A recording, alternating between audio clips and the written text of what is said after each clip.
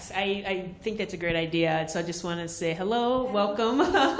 Thank you for attending this. Yes, she was in our last one. We'll be talking about cybersecurity today and incident response and how to respond smarter, better, and faster as an organization or also as individuals. And my name is Jessica Robinson. I'm CEO of P4-864-How International.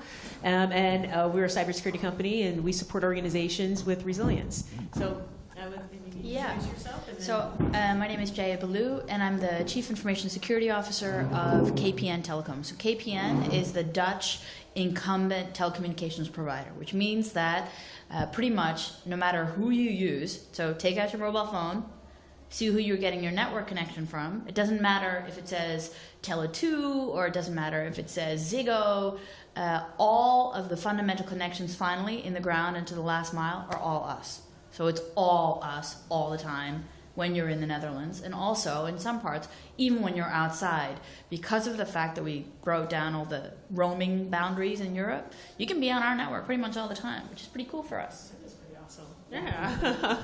Yeah, and so what I think would be great, because we do want to make it interactive and also specific for the audience, if maybe we can just really quickly give your name and also what you do and then why you decide to come to this particular session, and what is it that you're looking to get out of it. Literally just 20 seconds.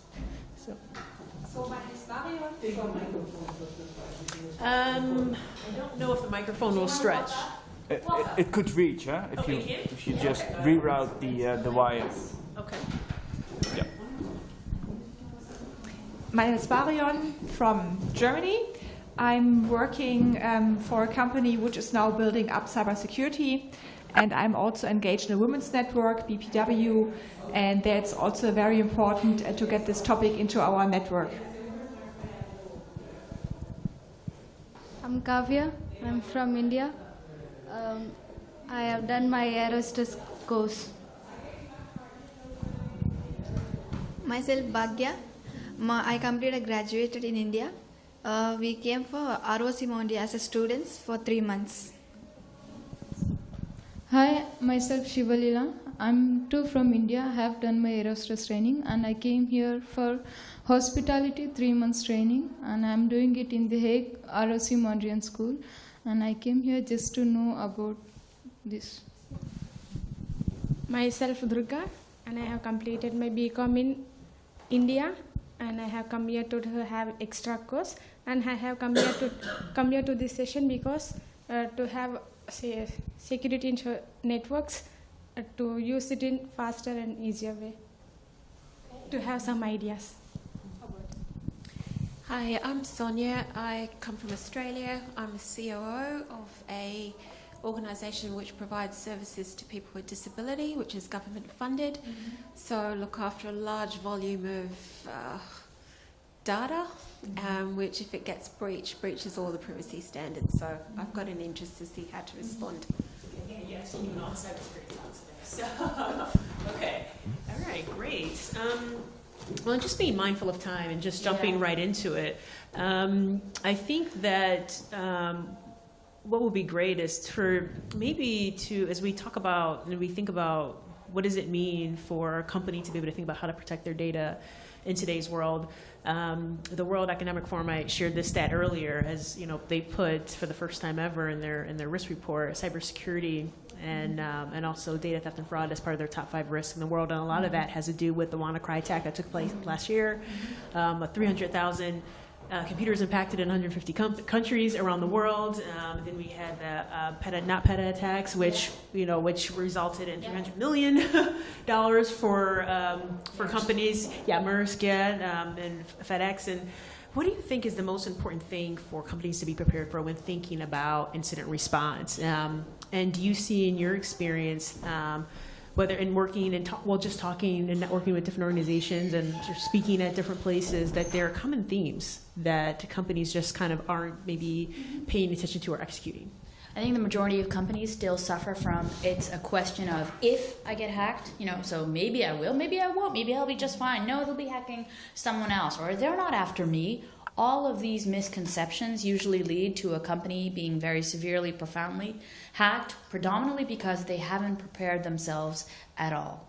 So especially with incident response, practice makes perfect. So the more often you kind of not only visualize, I am hacked, I will be hacked, they've hacked me already and I just don't know, as long as you have that mentality and you kind of prepare on that basis all of your incident response plan, make sure that your team has capability to do it. So I always say it's really about three things. The awareness that you know what the heck is going on, having a good risk intelligence capability and really understanding what it looks like across your network and systems and data. And then finally, if you tell everybody what to do, if you can see how it's going, then the third thing is being able to act upon it. So really ensuring security capability across your company.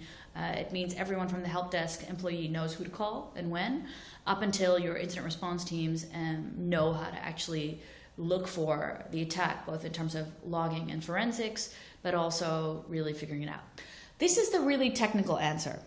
For those of you that have no background in this, basically it comes down to, and we're talking about incident response, which is really specific here, but most people don't think that cybersecurity is a problem for them.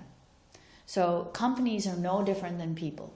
In some of the biggest attacks we've ever seen, what we see is that there are 4 types of attackers. You have the individual attacker. Usually they're opportunistic.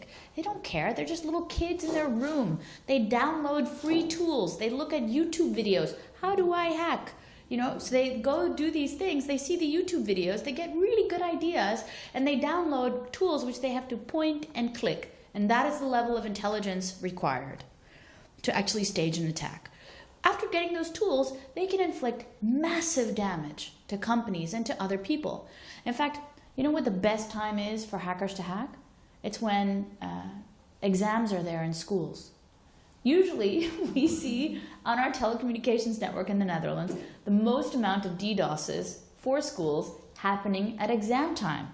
It's not a coincidence. And we see gamers hacking each other all the time with DDoS. So my point is that anyone who thinks they don't have to worry about this, the hacking principle is wrong.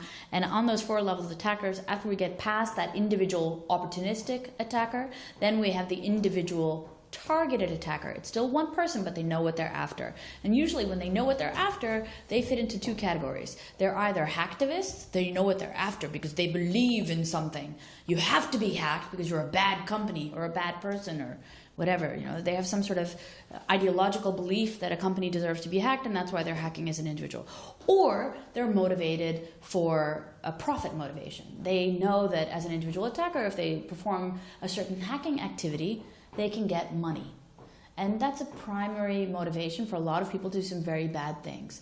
Finally, when we go past the individual attackers, then we look at a different category or a different group, and those are state-sponsored attacks. They can be individuals, but they're usually groups working together, just like the cybercriminals can also sometimes be groups, and they work together to inflict massive amounts of damage. So if we want to think about hackers in an easy way, hackers hack for fun, they hack for profit, and they hack for politics. And usually they go in that order.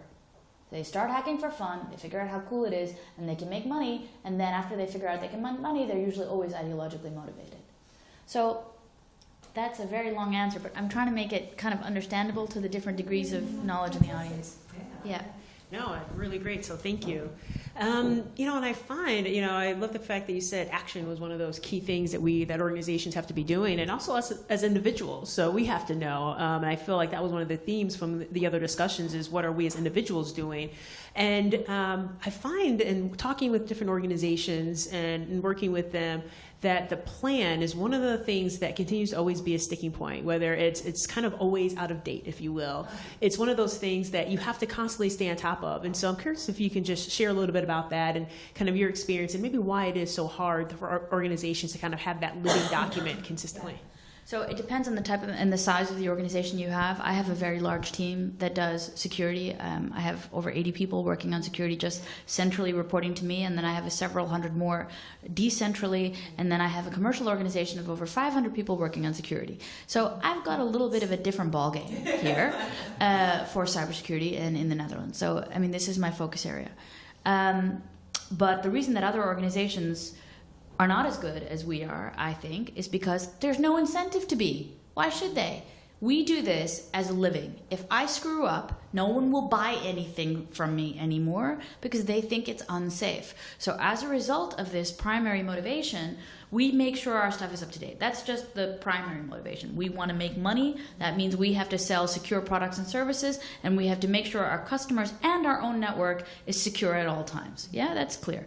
But there's a secondary motivation, which I find less interesting, but a lot of lawyers find it very important, which is compliance. We have a computer emergency response team, and in order to maintain that compliance, we have a SIM3 certification because we're an official cert. It's a trademark, KPN cert. And that CERT organization, Computer Emergency Response Team, has to make sure that our incident response plans are kept up to date. It's their job. And if they don't do it, they lose their certification. You can get massive penalties, you lose your qualification, and you're screwed later on anyway. Even though nothing got hacked or broken, you just have to keep those documents up to date. You've got to practice, practice, practice. And we also have that from a pure network operations perspective. There's a standard incident response plan that's also done just for network operations, much less a separate one for security. And for human beings who don't have large companies to take care of, I think the best thing you can do yourselves is to do simple things. You don't have to do really advanced things, but if you use a computer, yeah, make sure you have on your own computer an antivirus. If you have a mobile telephone, you can also use an antivirus for that. If you are doing things you shouldn't be doing, don't do them. So that's kind of like a baseline for everything.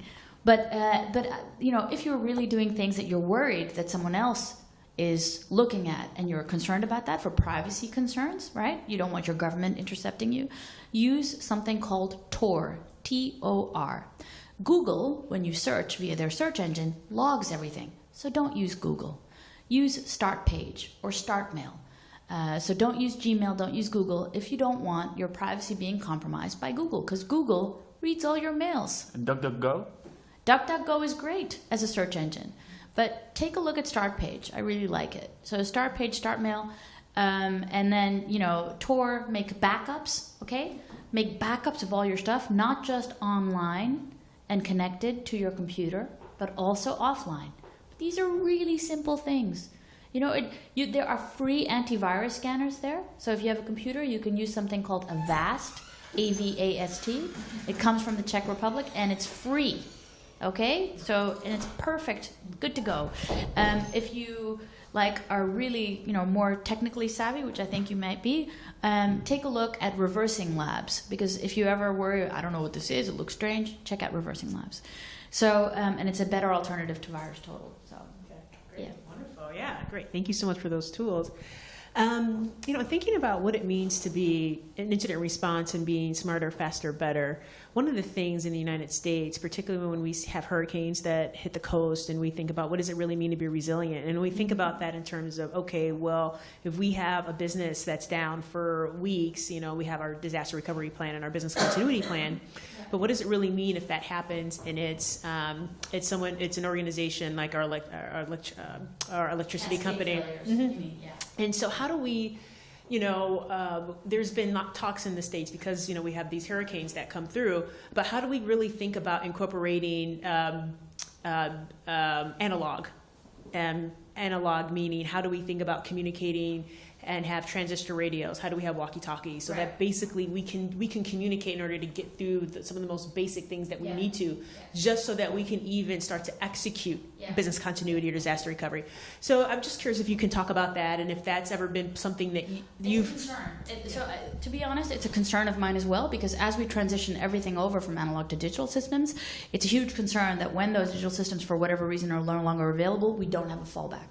So I'll give you an example. In the Netherlands, every, I think, first Monday of the month, there's a slow whoop system that goes on, you know, and it tells you that you need to go. This is like a broadcast of the emergency system.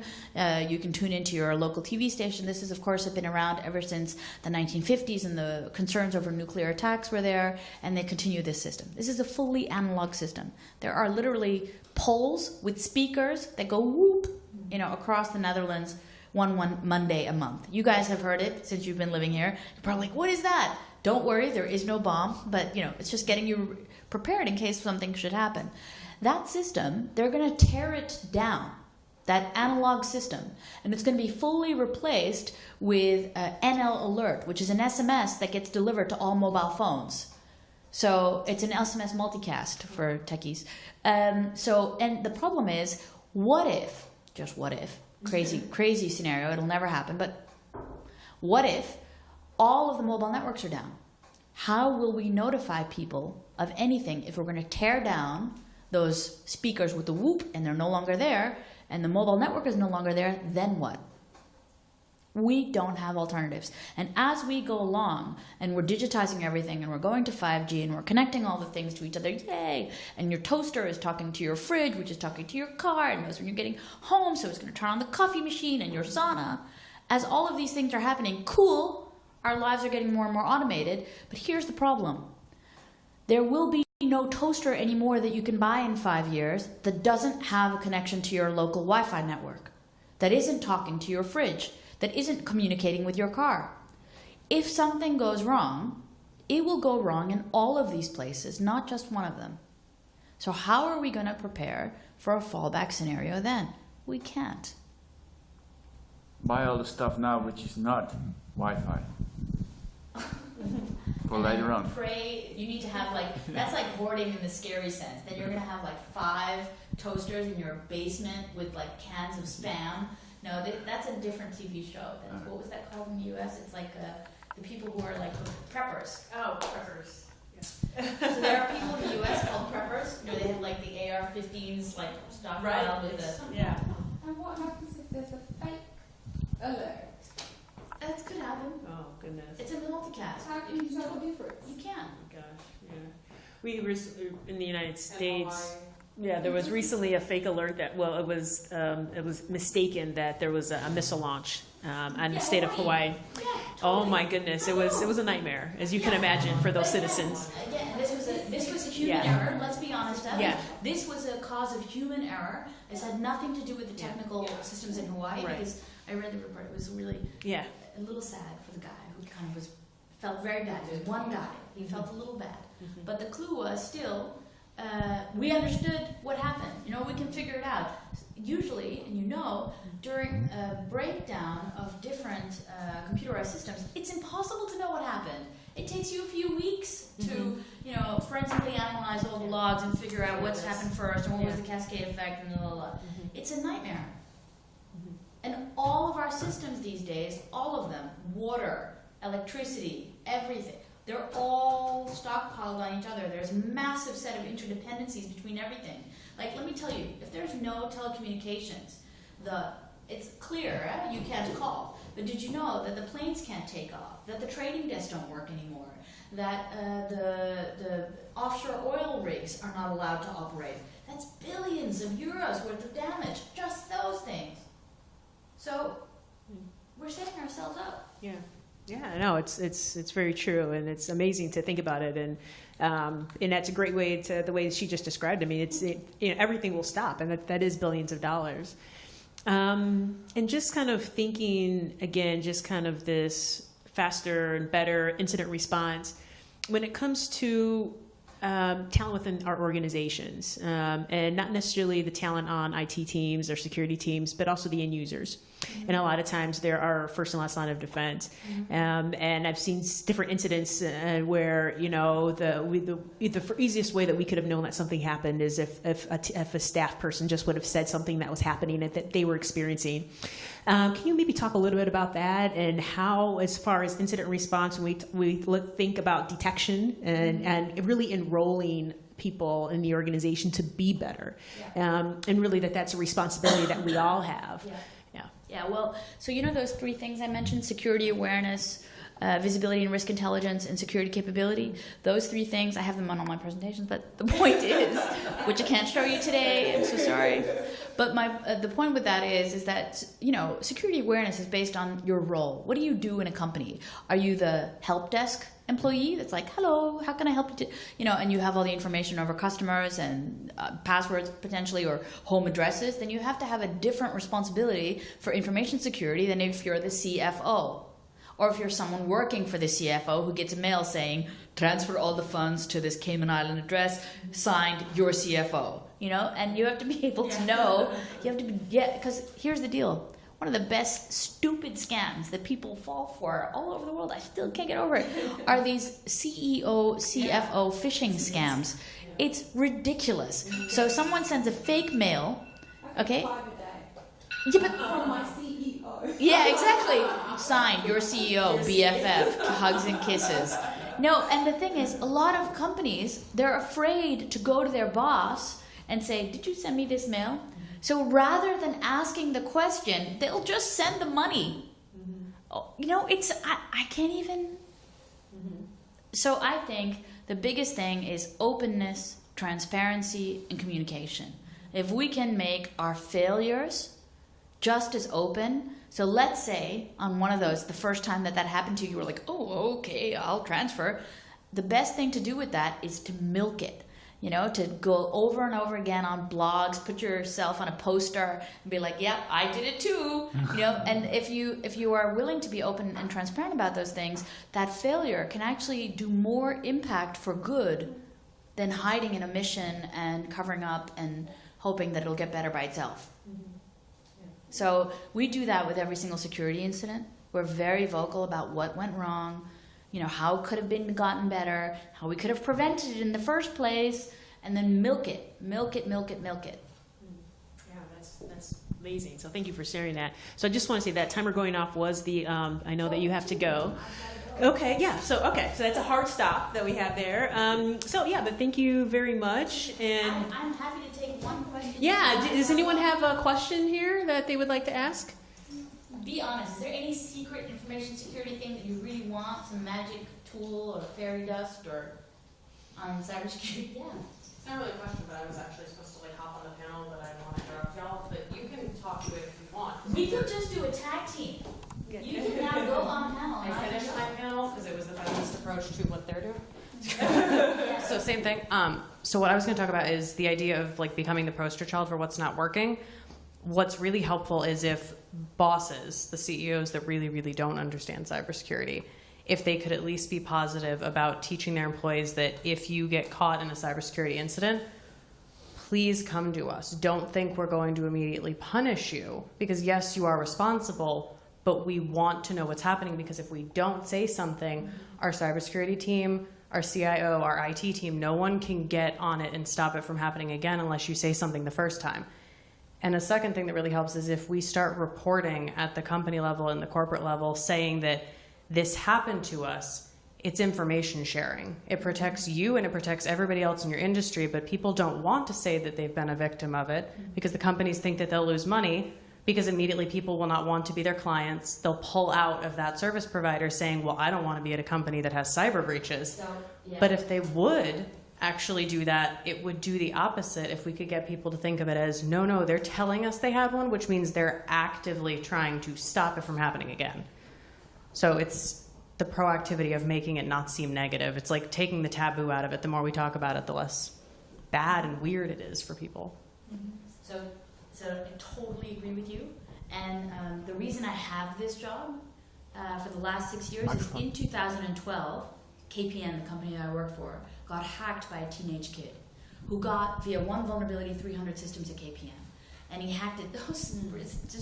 And he was a good kid. All he did was just wanted to get in. He didn't do anything else. But the point, yeah, he just wanted to hack. You know, he was curious. Anyway, the point was that KPN didn't press charges. I got hired after the hack.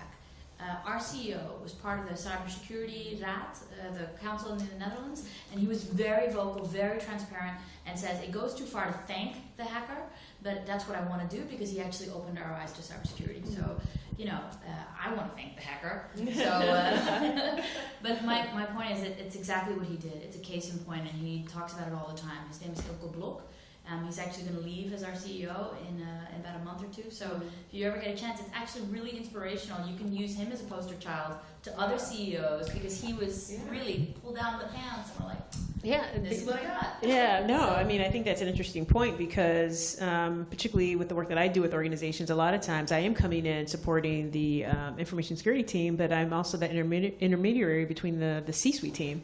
And it is constantly showing value, you know, to the C-suite team. And so I guess with that, what were you know, I know you have to go, but what was, you know, other than kind of having this kind of moment where he was able to realize the vulnerability of his own company, what are, you know, maybe is there something that you've seen that CEOs in general, that the spark goes off when something specific happens or when there's a specific insight for them as an individual and also as just a CEO? Unfortunately, I think the fundamental biggest thing is not so much reputation loss as financial penalties on executive staff and on, if you're on a supervisory board and you have non-executive positions that are still responsible somehow for a company. So the things that are there in GDPR and in other type of compliance directives that require this sort of financial penalty, that has a huge impact because then they suddenly feel responsible.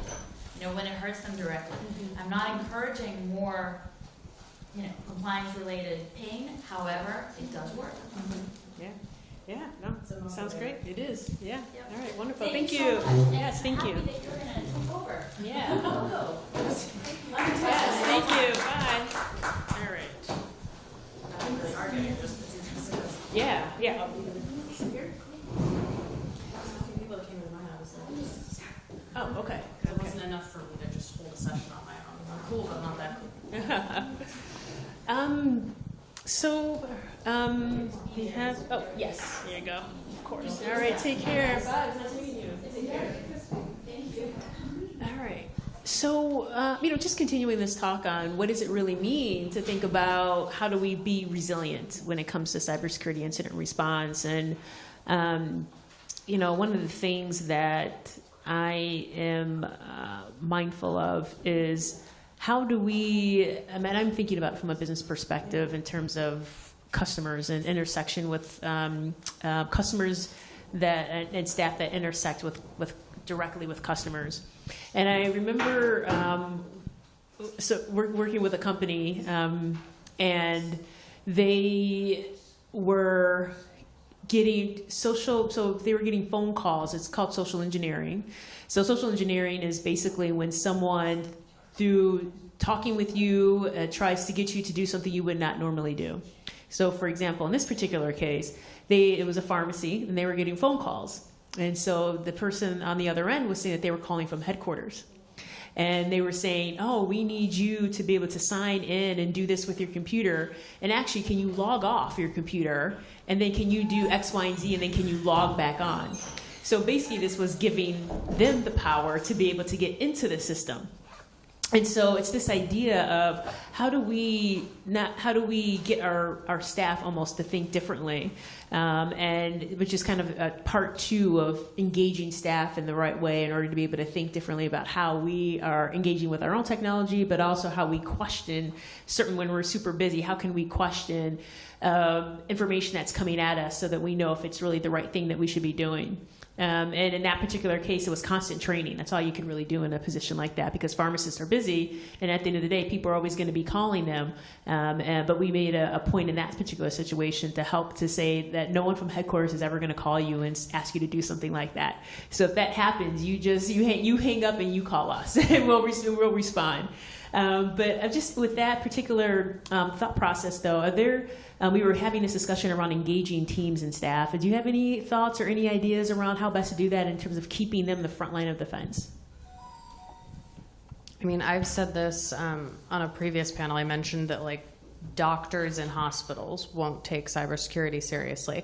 Like, it's almost the person in the room that you think would care the most about it, or they're like highly educated, or someone that you just assume would deeply care about the constant day-to-day activity, is someone who has separated themselves from it. So I think it makes it more human and more tangible when you make it connected to something else. Like I had said earlier, when you make it about, if you work in healthcare, if you make it about the patients, or you make it about the well-being of keeping someone alive.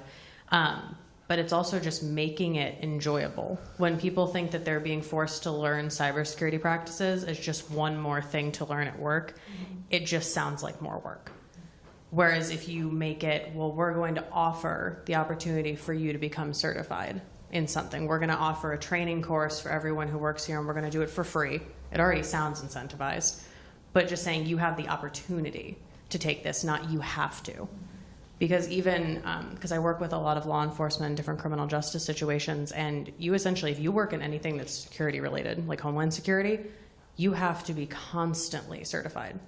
You have to constantly update certifications. So when you treat it that same way, like you have the opportunity to be certified in this new area, and we're gonna let you do it for free, and then we're going to list it. You can list it professionally that you do it.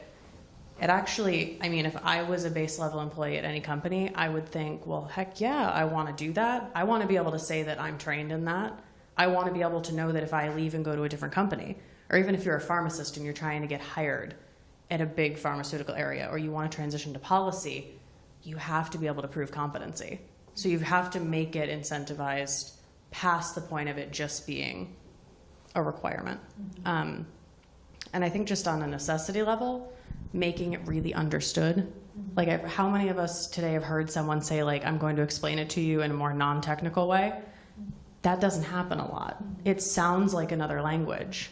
Like, I have parents who are in their 70s, and technology is not their thing. And when I talk about, pretty much even at a basic level for me, if I talk about something that I'm studying or working on, it sounds like a completely different language from another planet. It is so far out of their reach because they've never seen it. They're like, well, that doesn't apply to me. But if you make it that if you log onto a computer at any point, it does apply to you. And make it accessible to them. So if someone, you have to make it for what they work on. So if someone only works on a certain set of computers, we don't need to explain the entire concept of cybersecurity to them. We don't need to overwhelm the person, but we could give them basic steps on how to protect their workspace, how not to log on and log off, to not share passwords, because that happens a lot. Like, oh, hey, I can't get into my computer today. Can you log me in? And now you don't even know who's actually accessing what networks on what computers. If there's, like, let's say someone does something they're not supposed to on an email, was it them logged in, or was it someone else using their computer in the same office? So it has to be just very basic office rules too. That's not necessarily huge cybersecurity, but just something that's accessible for that level employee. I think that helps a lot, because I've seen people that are just so overwhelmed. Like, if I say cyber, they're like, but if I just say, hey, can I show you how to use the computer more safely and what not to do at your workstation, then it just sounds like basic office protocol. So I think that helps a lot. Yeah, definitely agree. So when I think about what does it really mean to respond to an incident, I think of prepare, and the kind of, we have different, what I would say, life cycles of what are the steps you would want to do in order to respond. So one of them, the first one is really just prepare. You always want to be prepared for any type of major incident. The second thing you want to do is detect it. So you want to have some sort of mechanism in place in order to detect any type of response. And a lot of times it's technology that's doing this. So if you have some sort of application on your computer that can help detect any type of potential hacks or virus or malware onto the devices that you're using. And then the third is respond, of course, and contain. So you want to make sure that you're responding to the incident. You want to make sure that you're doing whoever your first line of defense there. And if you're within an organization, it's going to be your IT team, or your applications team. If it's you and your device, then it's going to be you and your device. And so a lot of times, and what that looks like is if you have your computer and you hear the fan starting to go, what that can also indicate is that there's an application running that shouldn't be running in the background. So that's also, whenever I hear that, I always start to run actually my anti-malware to see if there's something that is causing those applications to run. And then the last thing we want to do is we want to recover. And recovering is really about not just coming back and looking at the response that we did, but actually having what I would call like an after-action review, and really going, how did this go? Did we do a good job? Is there anything that we could have done better? And I find that one of the things that out of that entire life cycle, one of the things that we just, I feel that we continue to struggle with is the detection piece. Yeah. And I think a lot of times detection is because it is so hard. But I feel that one of the ways we have been able to get better at that has been empowering employees, but it's also been deploying different types of technologies. It's also been having the right incident response plans. And so I didn't know what your experience is with that, and if you have anything to add to that, and I share that because just thinking about how best to empower employees, how best to think about having the right technology, if you just kind of do it simple in a 3-step approach, and also having the right incident response plan, how just having those 3 things can put you far above average. So. I mean, I can't speak enough to the incident response plan because there's a lot of, I mean, you all are here, so you care enough about this topic. And most of us work with companies or organizations or corporations that do care. But too often I have met with people who just, if I say an incident response plan, they don't know what I'm talking about, or they just don't really understand how that applies in a cyber aspect. Like, it's completely separated from a cyber incident. So if you have an incident response plan in place, the second most important thing you can do is to constantly update it based on what's happening. Like you said, the review afterwards is such a critical part because your entire, CERT team, IT team, every person that's going to be related to the cybersecurity incident in any capacity needs to sit down and actually talk it out after and see what worked and what didn't, and if there are any vulnerabilities still open. Mm-hmm. Because the chances are, if you've already had a vulnerability, you're going to have it again. It's not an if, it's a when. Mm-hmm. So you need to plan so that when it happens again, you're so much faster, because it's almost secondhand nature at that point. But you have to update the stuff. It sounds, because people tend to treat it as if it's kind of rigorous, like, oh, we have to do this again, but it's not, because would you want healthy teeth if you didn't brush your teeth every day? You know what I mean? Do you expect to be healthy because you took a vitamin that one time? That should help. It's the same thing. I always call it cyber hygiene. Because if you don't consistently take the time to see what didn't work and plan it out, then you have no response. Because it will happen again. I always have people say if, and I'm like, no, it's a giant when. Mm-hmm. It will happen, and chances are, if you already know where one of the vulnerabilities is, then you'll likely know where the next attack will be. And you'll know how. I feel like it's reassuring for people outside of the companies as well, to know that there are people inside the company that care enough to actually take the time, and people can transparently convey that too. Thank you. So with that, I would just love to open it up to questions from the audience. I have a question regarding clouds. Yes. So, could you say some words on clouds? I mean, there are servers and there are clouds, and are clouds really safe? I mean, clouds can be hacked, but I think there are also clouds which cannot be hacked. Is this something you can give some insight? Yeah. What I would say in regards to clouds is clouds are safe. I think that they are good to use, and I find that you just want to do your research and find out which one which as much as possible about the cloud that you're using. You want to find out where the data is going to be stored. So is it going to be stored in your country? Is it going to be stored in another country? In the United States, what state is it going to be stored in? Because there are different regulations that govern each area. And that's important because if you would want to know also the regulations of whatever state, if it's in the United States or whatever country that it's going to be stored in. So that's why that's important. The second thing is you want to know what their own approach is to storing information. Do they own that, or do you own that?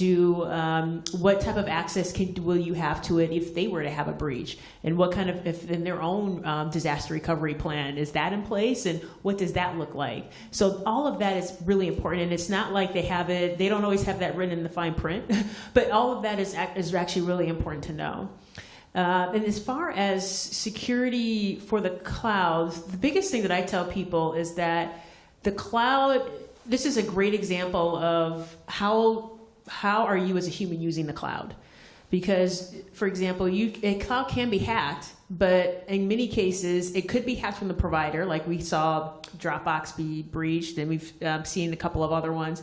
But the networks are so segmented that even if one area is hacked, it's not going to impact a lot of the other areas. So that information isn't going to be breached. How your information can be breached on the cloud, though, is if a hacker were to come in and through you and your vulnerabilities and was able to get access to the cloud. So how strong is your password? Are you actually using multi-factor authentication? So that too is a really big thing. So what I tell people is you can use the cloud, it's good, but you have to be committed to the security of the cloud and how people are accessing the cloud, you and your team, and how you're accessing it. That's going to be really the biggest determinant of how safe your information is there. Yeah, I was going to say very similarly, like I love the idea of the clouds in terms of the ways that they store things when we live in environments that don't always protect it. Because if your stuff is on the cloud, and I'm from South Florida, all we have are hurricanes. We are just a giant hurricane season. So everything in a lot of offices that are in the coastal areas down near Miami are just wiped out. So if you don't have your stuff on a cloud, then you don't have any files or documents anymore. So I'm very much in favor of the cloud. There are some service providers where you can look this up for your company or for yourself personally. If you look them up, and you can literally go and compare service providers that offer specifically cloud-based security and see literally every hub that they have you attached to. Because a lot of people will not want to be attached to a bunch of other hub areas because they're like, well, if something happens to them, is it going to affect me? Some of them, which have hubs everywhere, have some of the best security I've seen. So if something does happen, it won't affect you. And they can almost guarantee it. But you have to look at how good is their security. I've seen service providers for specifically cloud services that offer you better personal security. Just by signing up with them, you have an entire 24/7 cybersecurity team almost of your own. It's like having a personal doctor on call at any time. So I would want to sign up for that type of program because I would feel like it's not just a matter of if something goes wrong with cloud services. If anything goes wrong at all, you have like a perfect alert. Someone ready to even tell you. They'll tell you if anything's been breached in your cloud, if there's been a vulnerability on your end. Like they do a lot of the back end work past just their job. They're very much on the attentive. So I would say absolutely.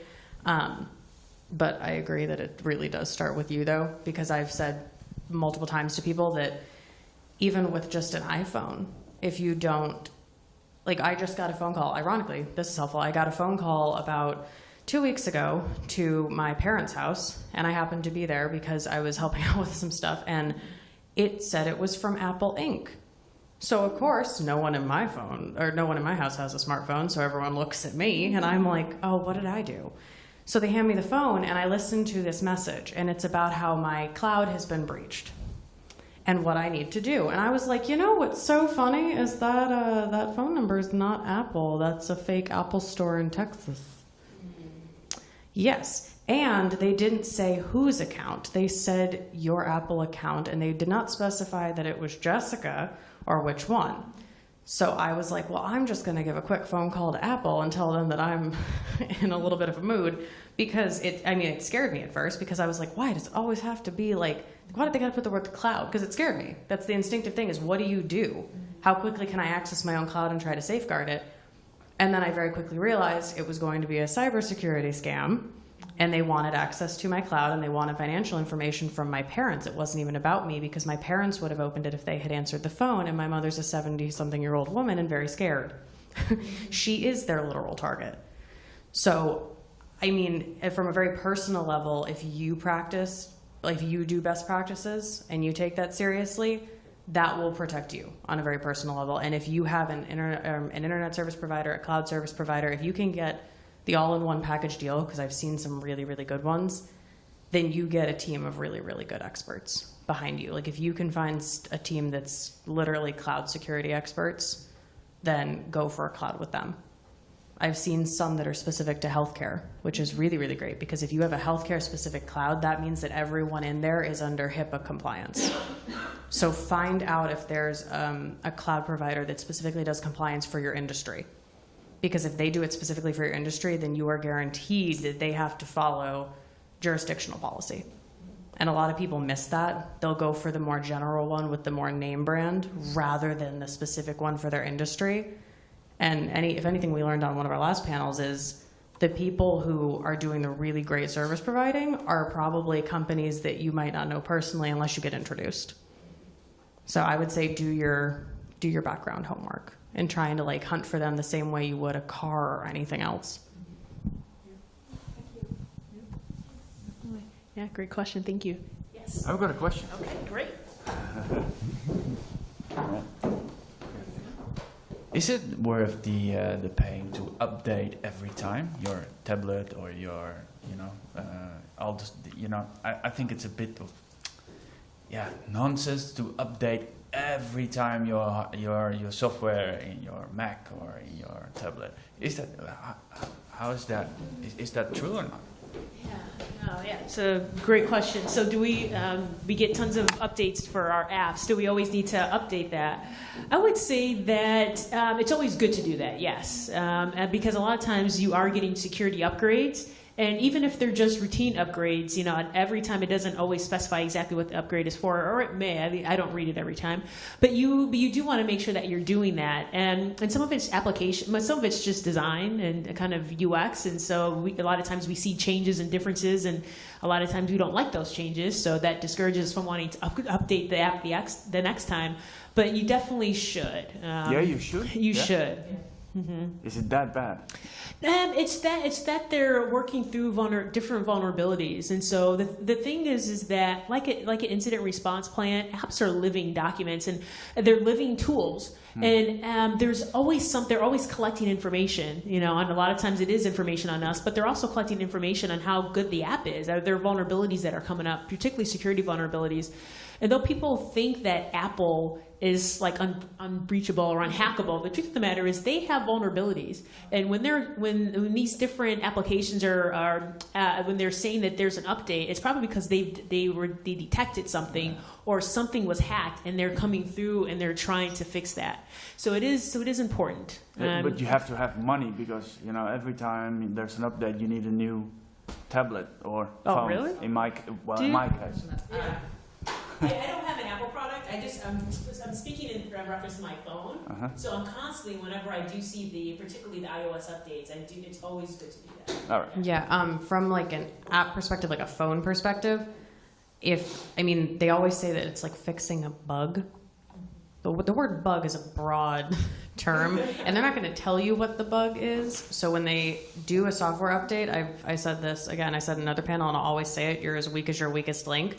So when you have people who essentially imagine everyone who has software for a specific computer, or you all have Microsoft Word, or everyone who owns this specific kind of phone, anyone like that, imagine your family. You are now attached to each other because you all are accessing a device.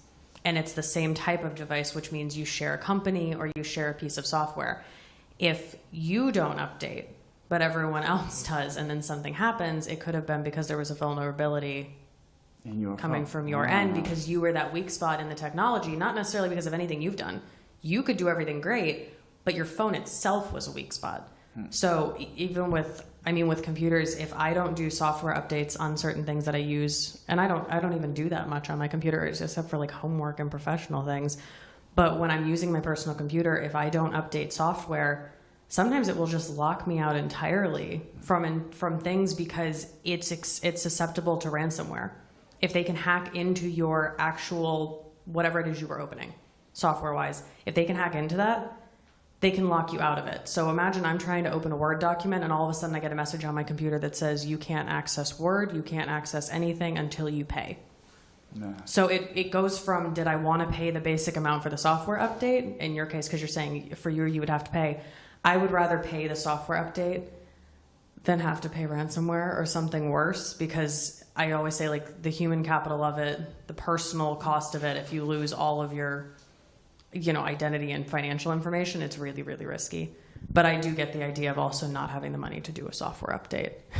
I have a Yahoo account, and everybody knows the story about Yahoo. Yeah. So, you can't up that to that one. I mean, my mom still, hate to say my mom, I feel like she's getting a bad rep with this, but she's older and it's not her fault. But she still uses AOL. I mean, that's kind of all she ever really knew because she was very new to things. So she still uses AOL, and she was still using Internet Explorer.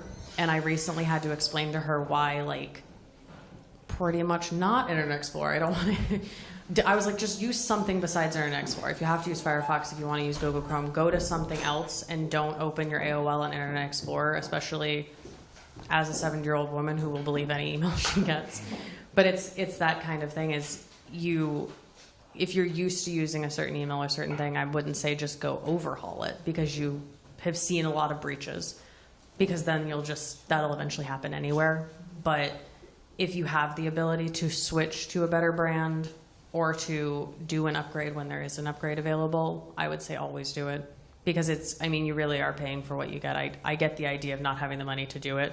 I am a super minimalist, usually not by choice, but because of necessity. But I usually save for the things that matter, and technology-wise, the more I learn about the possibility of breaches, the more I'm like, I've just got to do this upgrade, because I don't want to be the weak link. It's not only financial. It's it slows down your computer or your tablet as well. Newest updates. So that's my reason why I don't update. That's why I didn't defrag on a lot of computer systems, and it made all of my stuff. I didn't want it to become slow, so then it got real slow because I didn't want to do the small slows. So I get that too. I would say just do it for the sake of the security, even if you have no other incentive. Thank you so much. Yeah, no, thank you for the question. And it's 5 o'clock, so we will go ahead and wrap. So thank you all so much for coming. And if you have any questions about anything, please let us know. So we'll both be here today and tomorrow. Thank you. Thank you.